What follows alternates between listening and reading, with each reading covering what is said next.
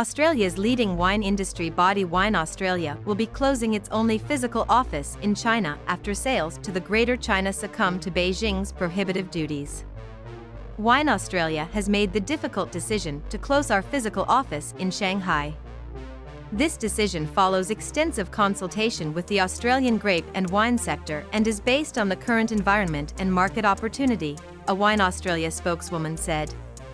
Wine Australia will continue to maintain our brand presence in China via our wine trade and consumer-facing social media channels, and will continue to work closely with in-market trade representatives on brand building and marketing campaigns.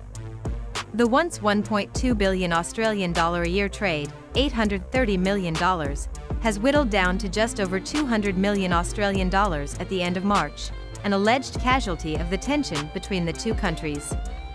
Wine Australia said it will continue to operate in China as it does in other markets, through relationships with key in-market agency and marketing partners, trade show organizers and education networks, a format that tends to be used for smaller trading markets. The industry body is responsible for supporting Australia's wine industry through research and development as well as establishing new export markets.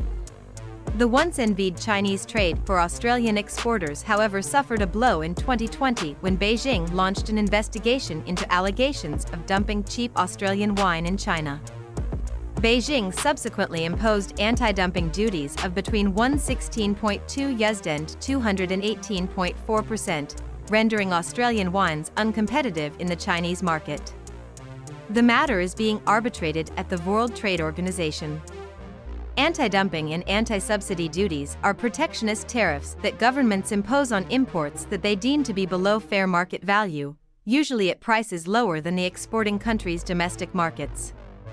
The punitive tariffs were among a series of Chinese trade restrictions on Australian exports, including barley, coal, and lobsters. Many of these restrictions were informally enacted after the two countries fell out when Canberra called for an independent inquiry into the origins of the coronavirus, without diplomatically consulting Beijing. Australia's National Association of Wine Producers, Australian Grape and Wine, said the closure of the Shanghai office did not signal an end to an era.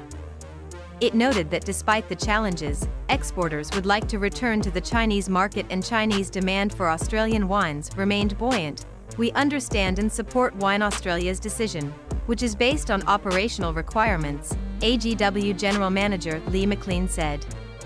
We also note that there is still strong demand for Australian wine in China, and we hope Chinese consumers will have the opportunity to enjoy Australian wines again at some point in the future. Australian exporters struggled with wine sales in China after the duties were imposed, data from Wine Australia for the 12 months ending in March.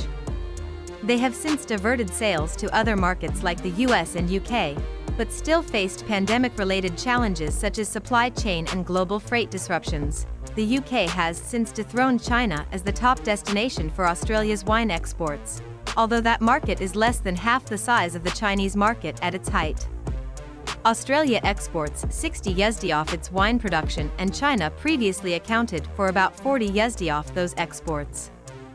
But there have been some signs of thawing between the two major trading partners in recent weeks after the election of a new Labor government in Australia.